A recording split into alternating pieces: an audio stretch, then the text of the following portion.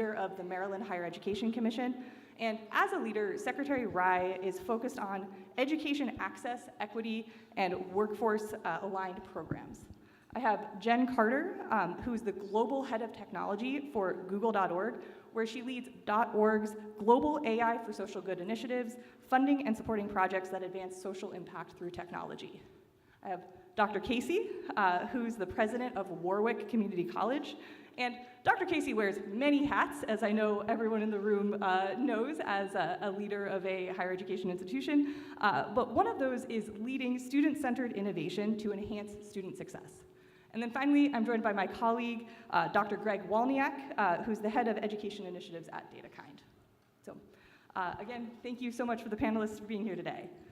So today, we are exploring how data, technology, and cross-sector partnerships are transforming student success from the state level in Maryland to institutions, to tool builders, to global philanthropy organizations. And with that, let's dive in. So, Secretary Rye, Maryland is seen as this model for higher education, for this collaboration between academics, industry, and government. What's driving your vision for how the state can enable and scale student success? So first of all, good morning, everyone, and thank you to DataKind and Complete College America for bringing us together.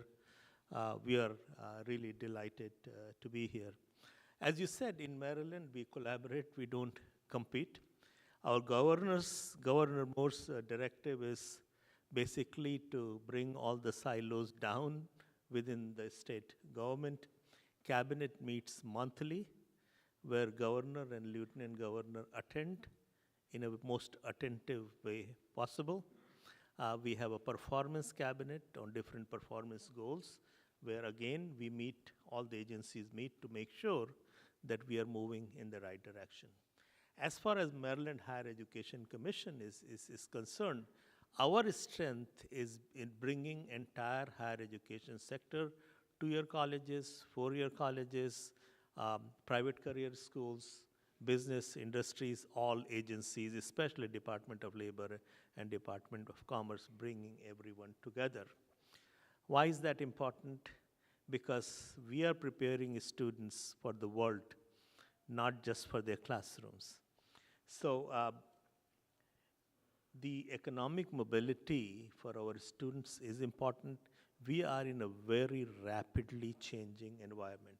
Higher education alone will not be able to align what we teach and how we prepare students for the world that they're entering. I'm very, very thankful to DataKind for their support. We are just starting our collaboration in the state of Maryland.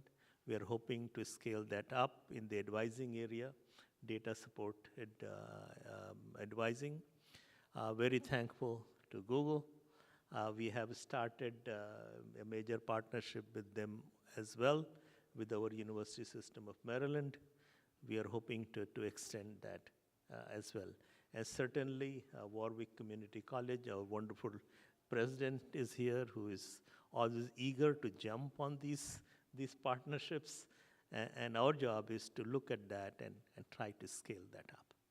So in Maryland, we are also in the process of coming up with the new state plan for higher education, 2026 to 2030. And this is done again in the most collaborative way possible. We have a steering committee that represents employers, community organizations, state agencies, and entire higher education sector. And we are focusing on 3 major goals. One is certainly increasing credential and degree attainment for lifelong success. Second is about ensuring that all our credentials have economic value, enhancing the value of all our credentials, not choosing that these ones are credentials of value. We want to ensure and enhance the value of every credential that we offer. And third is also extremely important to us. That is research and innovation to advance economic competitiveness for public good. So we are focused on these areas, and we are moving forward because I think in order to achieve these ambitious goals, no sector can do this alone. We need our philanthropic partners, we need our technology partners, and certainly we want our institutions to step up. Thank you so much for that, Secretary Rai. I wanted to just kind of pull on a thread. I heard you in your remarks yesterday mentioning how MHEC is moving from being just a convener to an accelerator, to being this active partner. And I'm curious if you could share a little bit about what is that transformation? How is MHEC helping accelerate the adoption of these new technologies? Yeah. So, traditional role has been coordination and regulation. And we are kind of shifting to the accelerator role. If you took your chemistry classes, a catalyst never starts a reaction, right? If a reaction is there, it will accelerate. So if you see a partnership, let's say, for example, DataKind and Wor-Wic Community College in the area of advising, what a wonderful partnership that is. And our role becomes scaling that up, making sure all other institutions are available, how this partnership works, how data-driven advising enhances advisors, not replaces advisors, and then making sure that other institutions can also benefit from the same. I can give you a lot of other examples. For example, CUNY's ASAP program, you're probably aware. Again, partnership with Arnold Ventures.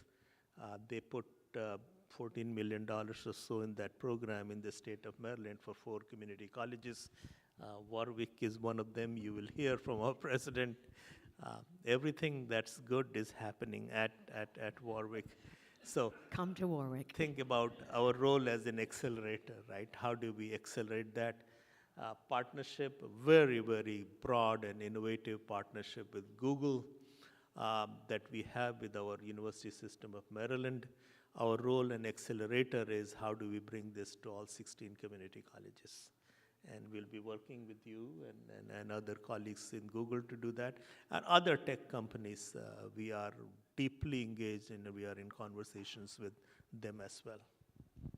Well, I feel like I could go in just about every direction here, but since Wor-Wic has gotten the shout out now for doing everything innovative, I'd really like to turn to you, Dr. Casey, to talk about that. Yes, you have a partnership with DataKind, but you're part of this now ASAP scaling program. You are part of the Achieving the Dream Rural Serving Community Initiatives program. Talk to us a little bit about how partnership and data are leading to these tools that are impacting your community. Thank you. I would like to start with echoing the gratitude. First, MHEC, the Maryland Higher Education Commission, and Secretary Rai. Without his leadership and vision to bring this full circle, we wouldn't be in the place that we are today. And so I've been at the college for 3 years, and he has been so welcoming and supportive of the work that we are trying to do.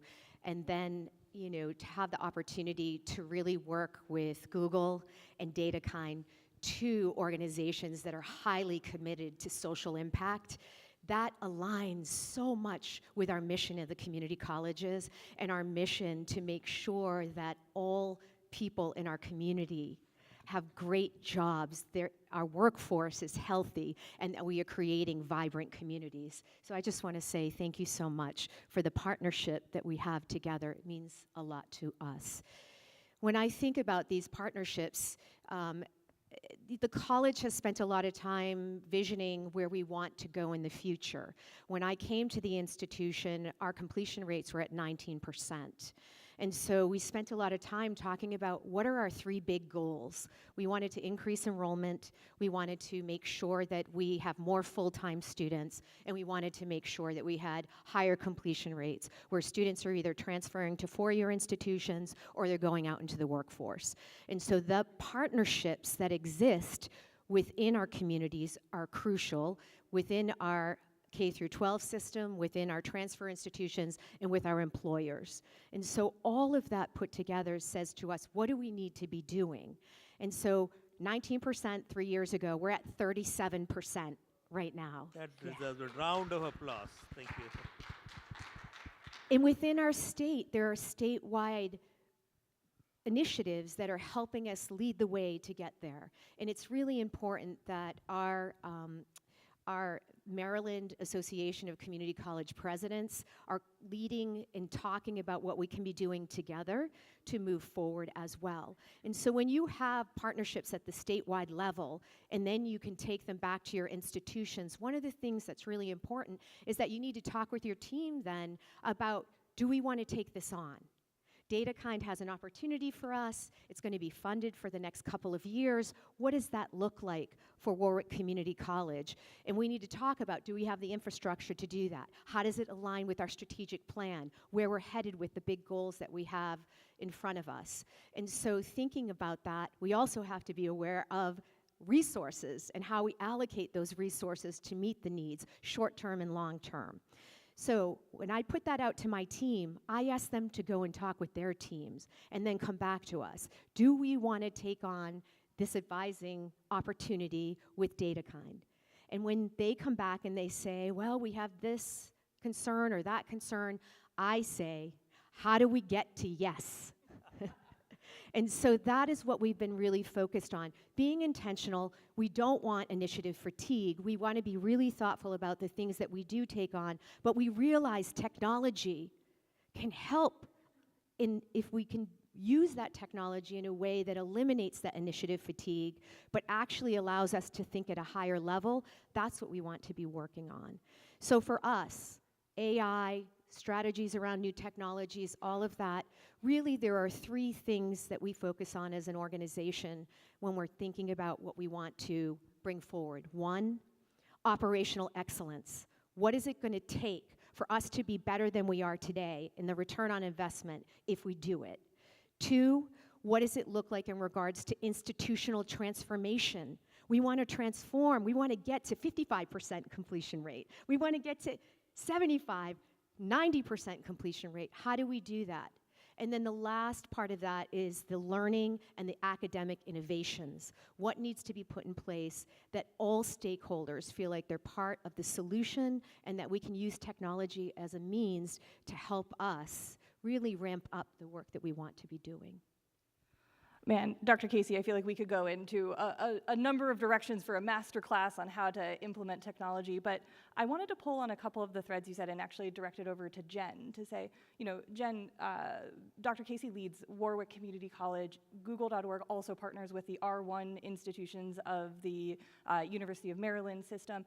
I'm curious for you to share a little bit about Google.org's philosophy of impact. How are you seeing Google's partnerships, Google's philanthropy causing an impact at all these different levels of scale?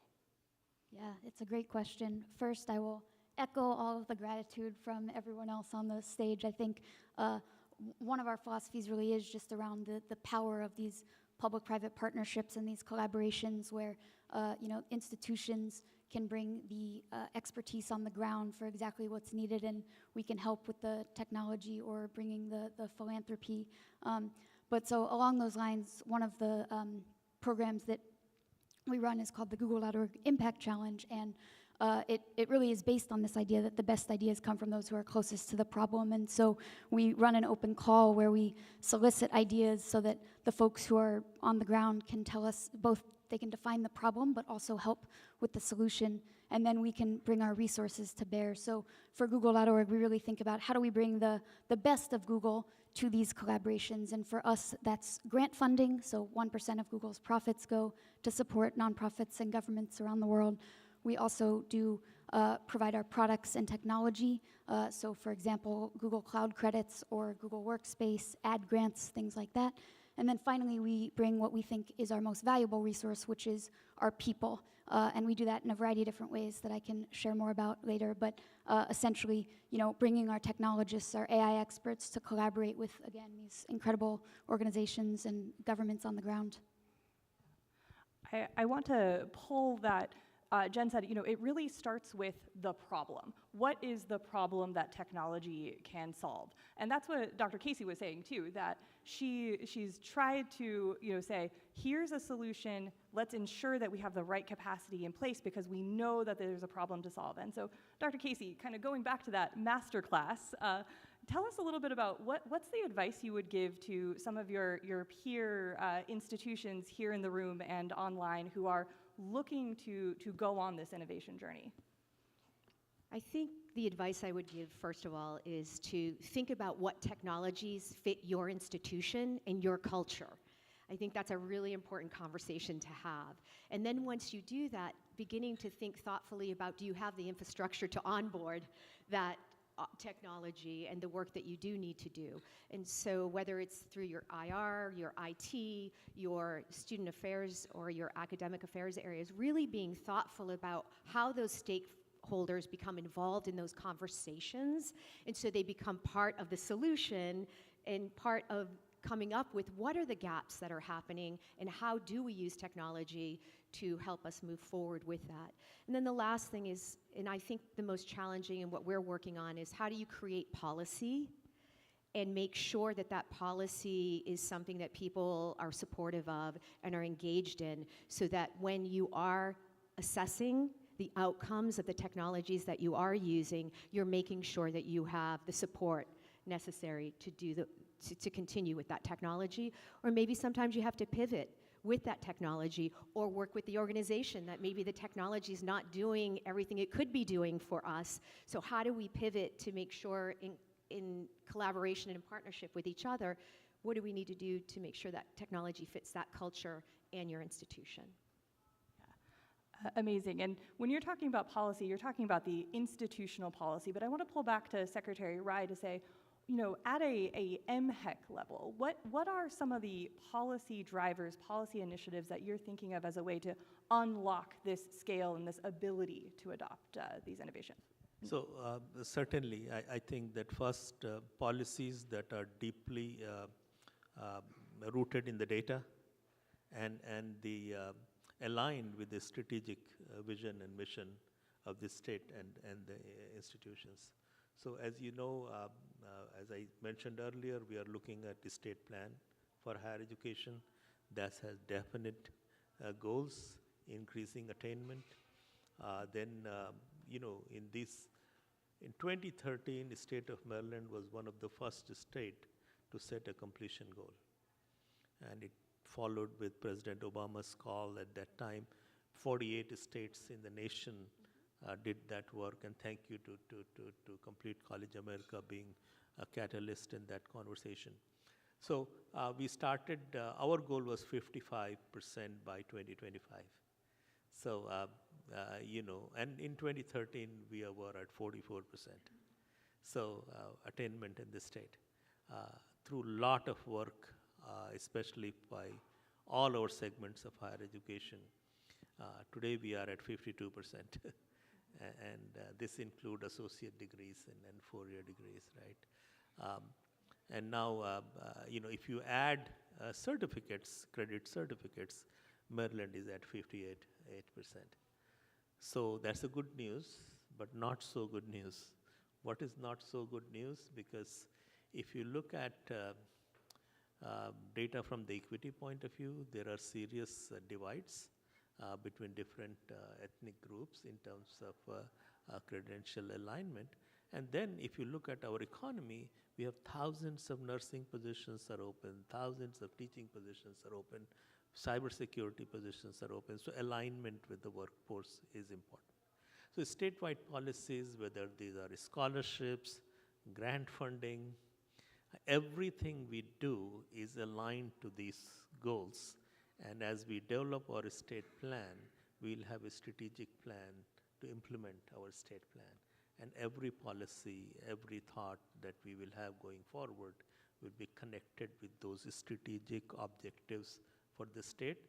And broadly speaking, create an access.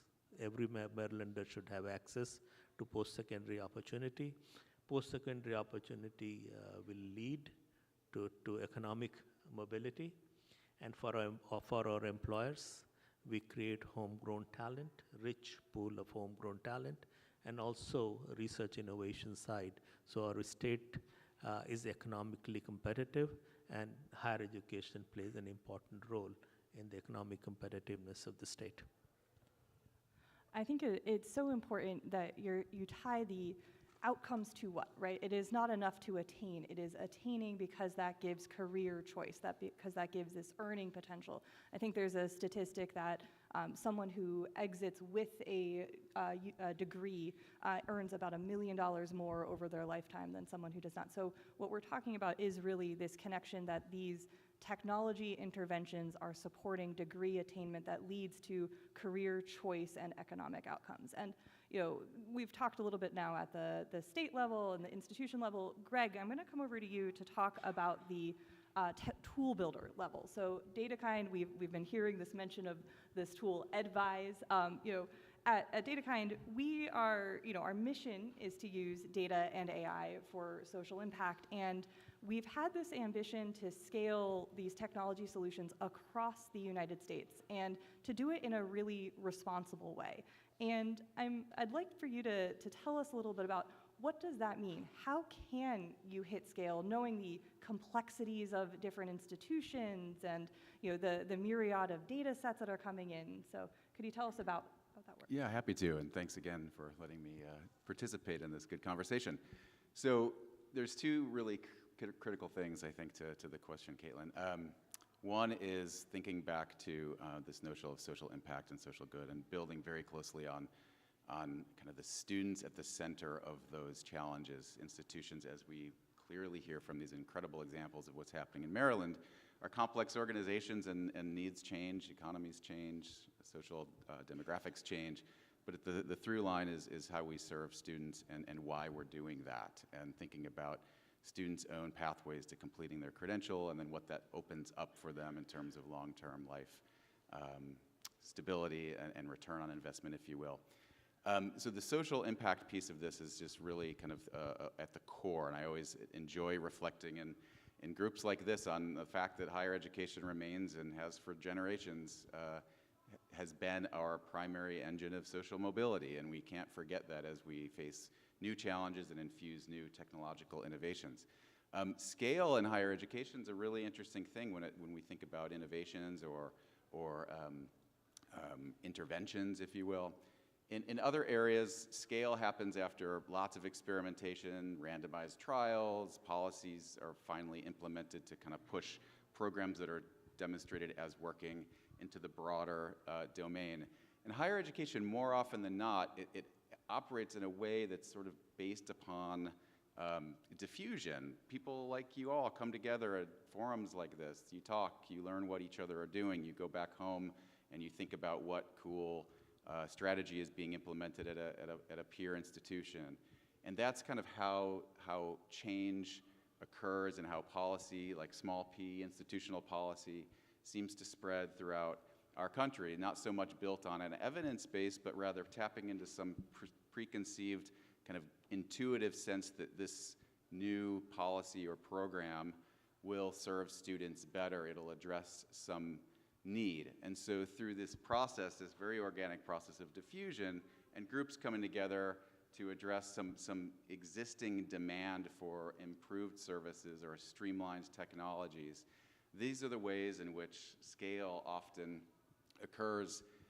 But with that demand, there's often space opened up then for outside vendors and other services to come in and try to help that along. And incentives don't always align. And so back to the idea of the social good component of this, thinking about serving students for social impact for the organizations, meaning colleges and universities, doing it where incentives aligned with the social impact rather than a profit motivation, opens up the opportunity for demand to be met at a very high level. You need, I think, motivations that are not, again, driven by creating products that have black boxes that don't arm institutions with the tools to implement and understand what's happening and ultimately implement long-term. And so as that process kind of, when it can unfold, we see examples of where these things really can scale very fast. And I think the Edvise product, getting back to Caitlin's main point, is an incredible case study in this. You have a not-for-profit in DataKind for years dedicated to social impact, serving social impact organizations. You have the technology development being sponsored and supported by philanthropy through Google. And those things coming together immediately, what we've found is open or unlock kind of this demand for this particular product. To have scaled to 100 or so institutions in roughly a year is quite staggering when you think of it. And I think the reason for that is this aligned incentives, the ability to kind of leverage kind of the development, offsetting costs on the development side, and then tapping into what is a really strong system-wide level of demand for smarter systems that ultimately serve our students better. Yeah, and I think that all of that, aligning the incentives to the product, and just to kind of double click on what the Edvise product is. So for folks in the room, folks online, Edvise is a completely free data-assisted advising tool that works with institutional data customized to each institution to identify students who are at risk of non-completion, either not hitting their degree credential or not persisting semester to semester, focused on what the institution's target is on the institutional data to identify those students who are at risk and the reasons they are at risk. And it's a completely transparent tool for institutions to be able to take action. And it's pretty amazing to think about how technology can turn our ability to advise students into something very proactive, to understand at the start of the semester what those risks are, and to be able to provide appropriate interventions in a timely way to keep students on track to graduation. Now, we've mentioned a couple of times a partnership with the state of Maryland. We've mentioned this scale to 100+ institutions in the United States, and it would not be possible to do that type of transformation in that timeline. To be able to say, we DataKind sat on a smaller stage last year at Complete College America and said, we are gonna hit 20 schools in 2024. I think today we have somewhere in the neighborhood of 137 who are working with us, which is simply astonishing. And it is not just incentives aligned. It's not just that people raise their hand and said, I want to use this, but it is actually that backbone investment from groups like Google.org who have been able to say, we believe in this tool and we are granting $8 million and a fellowship team of superior engineers to come in and to work with you to make sure that this tool can reach that scale. And so with that, I really do want to turn to Jen. You started a little comments earlier around what it means to be able to scale and hit impact, but kind of if you could go deeper into say, Google.org has been investing deeply in using technology for change. From your vantage point, how does AI really accelerate the scale of impact, and how do you view Google's role in that world? Yeah, it's a really great question. I think a couple of trends that maybe we've been seeing in this space. One is around for students really helping. AI can help create personalized learning journeys. So that can be anything from a customized curriculum that sort of meets the student where they're at and with their learning style, but it can also be a RAG chatbot that's a chatbot that is created via retrieval augmented generation, and essentially it takes an existing large language model, but then it adds to it external information to make sure that it gets really custom and specific and accurate results. So that's sort of on the student side, but then on the educator side, which is a little bit what we've been hearing about today, it can help. We've seen a lot of promising solutions out there that are around reducing administrative tasks so that educators can focus on the more personalized touch points, and they don't have to just worry about finding the data. It's available and accessible to them, and they can just use it to be more proactive in their approach. So I think that's one thing that we found sort of just as broad trends for where it can be helpful, and a bunch of different orgs doing solutions in that space. including obviously Edvise is a great one. In terms of Google's or Google.org's role specifically, again, we think about where we can kind of uniquely add value. There's certainly no shortage of problems that we can try to solve, and so we focus on those where we think we can uniquely add value. And so for us, that often is about, we work in spaces where a lack of information is one of the fundamental problems that's blocking progress in that space, and making that subset of the world's information more accessible and useful can unlock real change. And so again, that was sort of one of the issues here with this. Administrators, educators didn't know what were the factors that made students at risk. AI is not the solution to every problem, nor even to most problems. And so the very first question we ask is sort of, again, what's the problem you're trying to solve? We've talked about that a little bit. But then what other things have you tried? And schools had tried. They'd tried to, create these hard-coded rules about maybe if we look at GPA, or if we look at, course completion rate, or if we look at these things, does that predict if students aren't going to get to completion?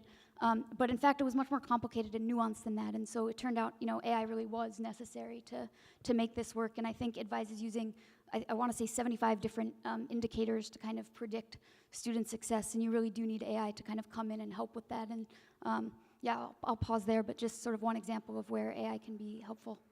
Yeah, it's absolutely true, where AI can surface the relevant information at the right time to drive impact. And Dr. Casey mentioned earlier a little bit about AI can help in our operations. And at DataKind, we are doing this tool building, and Google.org took a chance on us a couple of years ago. We had one-to-one success in a number of institutions building these predictive models, and hadn't thought about what it meant to go to a platform level.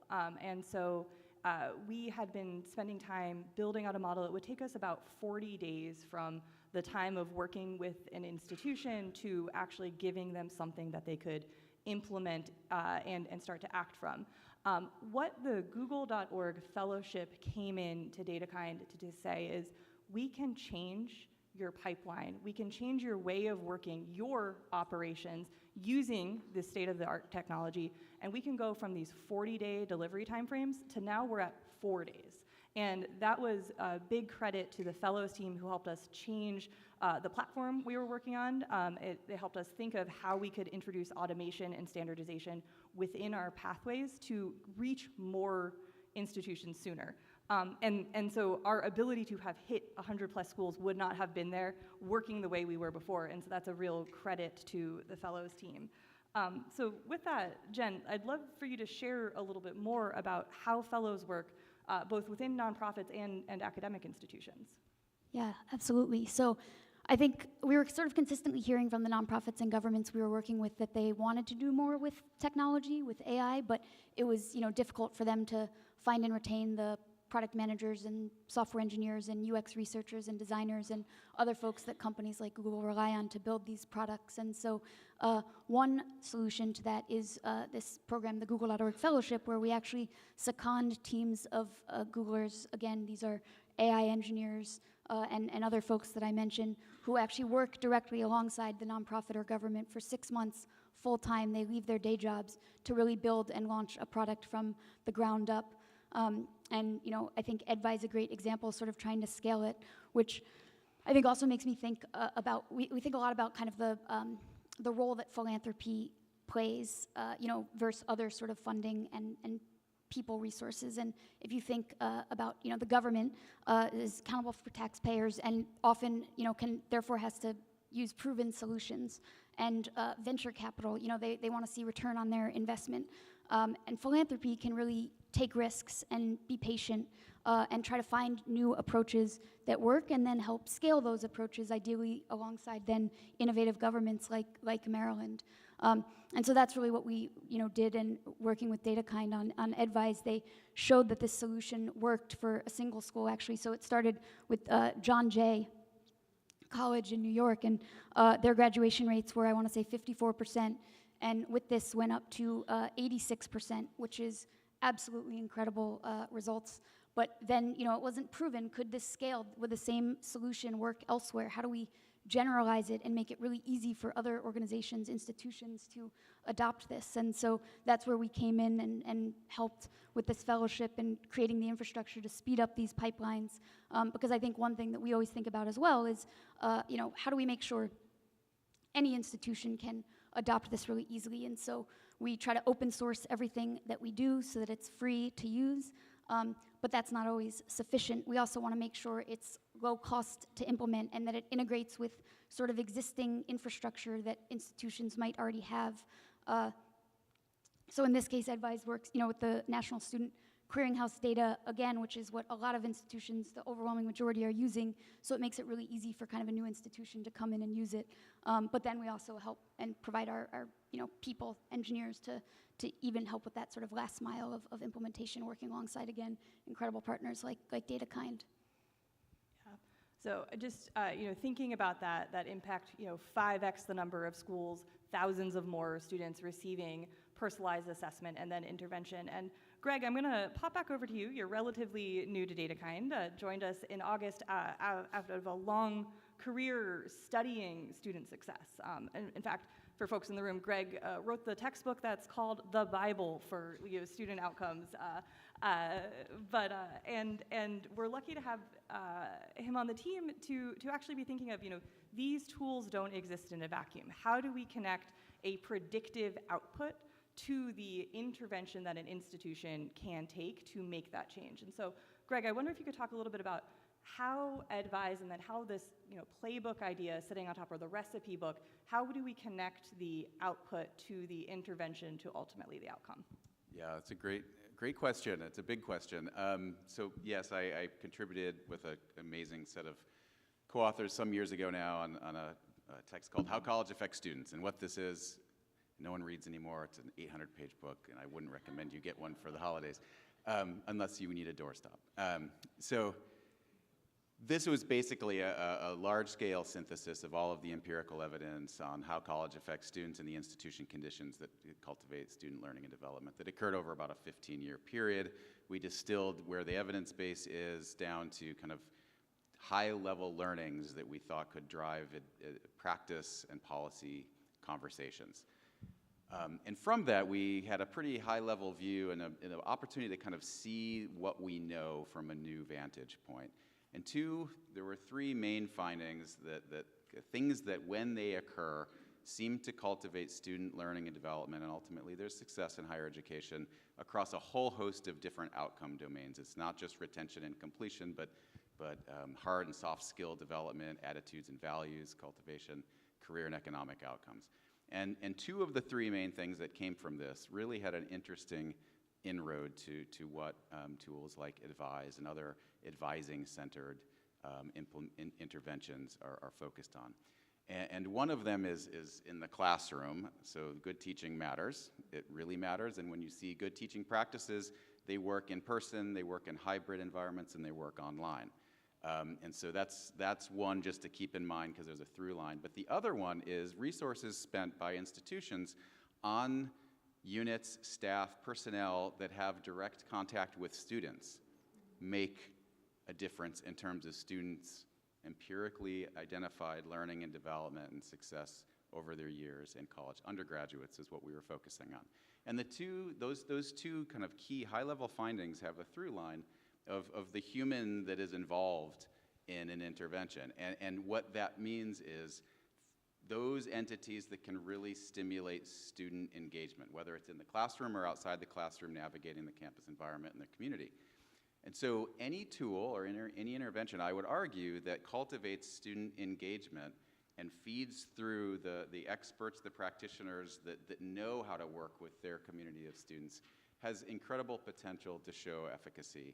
And I think that speaks to one of the probably handful of reasons why we've seen Edvise have such strong early evidence and why we are collecting really in real time, working with y'all and some wonderful institutions, some pretty robust anecdotal evidence as to just what kind of opportunities unlock by way of what seems on the face of it a fairly simple tool. It's hard to get at the predictive outputs that Edvise generates from a technological standpoint, but in and of itself, it's quite simple to identify students who are most in and likely to benefit from additional support, and what some of the factors are that might be telling that student's story.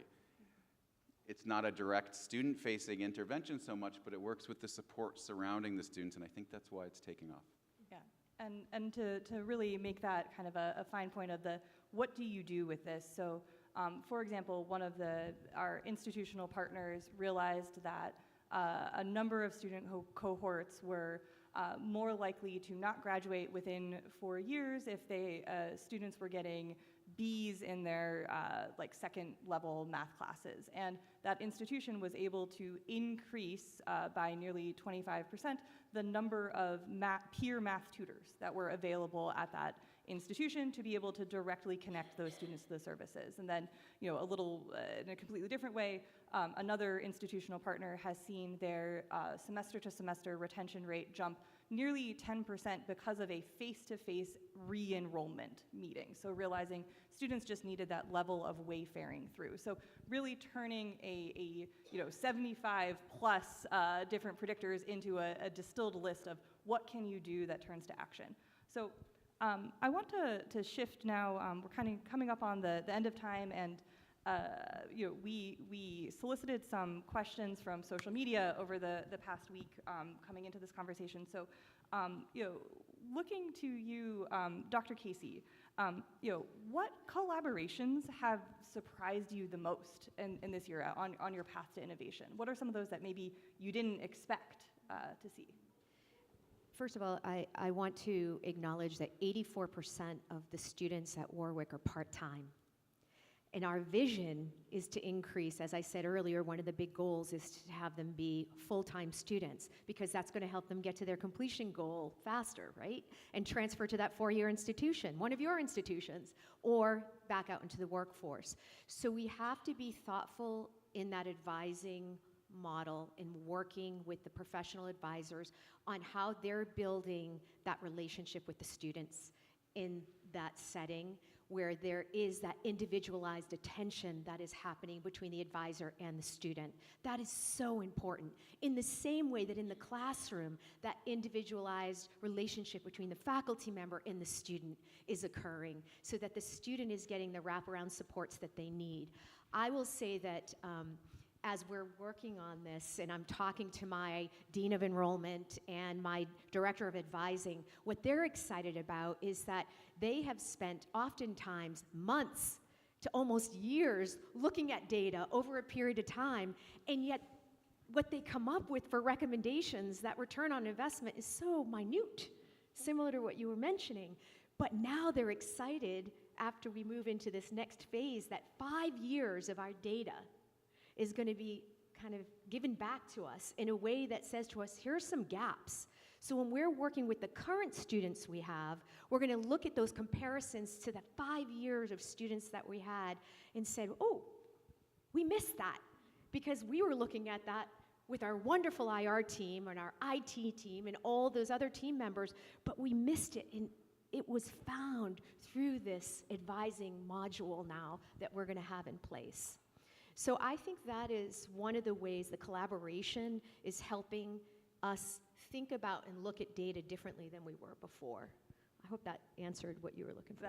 That's amazing. Yes, so really just changing the mindset and leading that new way of thinking and acting. And we want more full-time students. So one way to get there is for students to have those interventions earlier, and we say to them, hey, you're at 9 credits. Why don't you take 12 credits, and we're going to incentivize you, because we're going to have these ongoing conversations together where you're meeting with an advisor more frequently, and that connection begins to be built so that that student then sees himself that I can do 12 credits, and then I'm going to transfer earlier because I've had that opportunity and that experience. Yeah. Secretary Rye, this reminds me a little bit of the recent partnership with Aspen of how I believe Maryland is looking to do the transfer from the community college to the 4-year institution and sort of removing all the barriers and those steps. And I'm curious, if you could share, what are things that you, as the head of MHEC and as the state institution, what do you need from the other sectors represented on this panel in order to make your vision successful? So, great question. And actually, Maryland is open to partnerships. Our doors are wide open. We have tremendous opportunities in the state of Maryland. We thank all the partners here, but we invite others as well. This evening, we'll be working with CodePath. So every day, I'm engaged in these conversations. So before I come to transfer, I wanted to comment on the advising part because there are things that are common. See, transfer issues are very closely linked with advising, right? It can be separated. So what is a reactive advising versus proactive advising? If you say, okay, if GPA is less than this, then we will provide this support. Well, it's too late. You know, if you have one semester GPA, it's too late. You mentioned, B in a certain course. So think about how do advisors find out? Suppose I have 100 students. We usually, they have more than 100 students, right? So if I have 300 students, I think, for one of our programs, when I used to do these things on a campus, we said if a student gets C in a physics course, we are going to pay attention to that student. This was for engineering program. Advisors had to manually find out at the end of semester, out of my 300 students, how many have gotten C? Think about that. A system where advisor is told that these are your students who haven't met the benchmark. But think about that, even before. Let's pay attention to these students on day one so that they don't get the C, right? So we had 5,000 students in business program, and the first accounting course had 44% DFW rate. Then when we started proactive advising, we started embedding coaches in those classes, it came down to 24%. Imagine if DataKind kind of, or other kind of technology was available to us, what we could have done. Coming to transfer, again, as you know, we have 16 community colleges. Many of our students at those community colleges are part-time students, first-generation students, and equity is a goal, and it's a performance goal for us.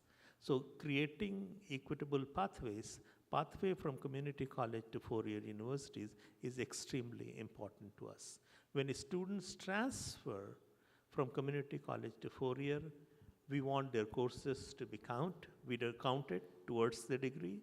We don't want the credit loss. Now, why credit loss happens? A lot of that is the advising. If advisors know from the freshman year that this student has this major, knowing that, and the students has these 4 pathways, transfer pathways within the state available, how do you give students information on which courses to take, because this will transfer there. It's a multidimensional issue, right? Because requirements at four-year are different. So that's why we are creating dyads and triads of community colleges and four-year universities, where students, our hope is, will be jointly admitted. They will get proactive advising from advisors on both sides so that they are taking the right courses, they are in the right major, and faculty to faculty conversation is also important so that the students are prepared academically also at the same level as the transfer institutions. We have great hope, and I'm hoping to have some announcements in couple of months. So again, that's also an area where technology could play a pretty good role. And if you look at all the tech tools that are out there, I don't see one that is adequate for transfer the way we want to see it. Well, I think you set up my question to Jen, and this is the last one that we had from our community solicitation. But Jen, if you're looking ahead 5 years, where do you see one transformation that you believe AI will be able to make possible? Easy question in the last 3 minutes here. Yeah, absolutely. I think there's a lot of potential. I think one that we we've talked a lot about, I guess, how do we make these tools free and accessible to students and educators everywhere. But I think also equally important is how do we make sure we're doing the capacity building needed. So it's not just that they can access them, but that they can use them effectively and responsibly. And so I think that's the other sort of big opportunity or challenge is continuing to invest there as well, so that we're not so that we're enabling these tools to be useful everywhere.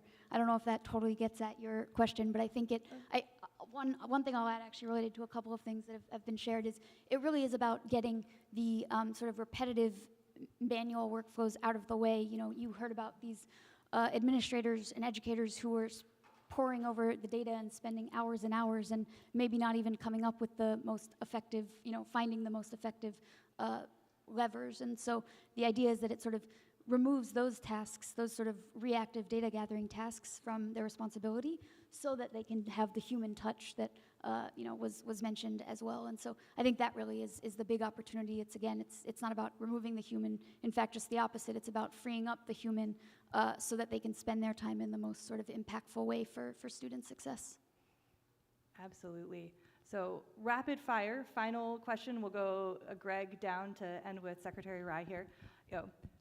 If you could leave the audience here and online with one takeaway from this conversation, what would it be?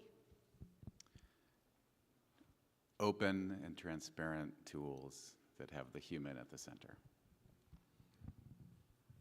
I think the unified ecosystem, that you're looking at data, you're making sure you have the right technology, and that the human judgment is still part of what you're trying to do to make sure that the student success reforms that you want to have happen on your campuses, and that our students succeed because of those reforms we put in place.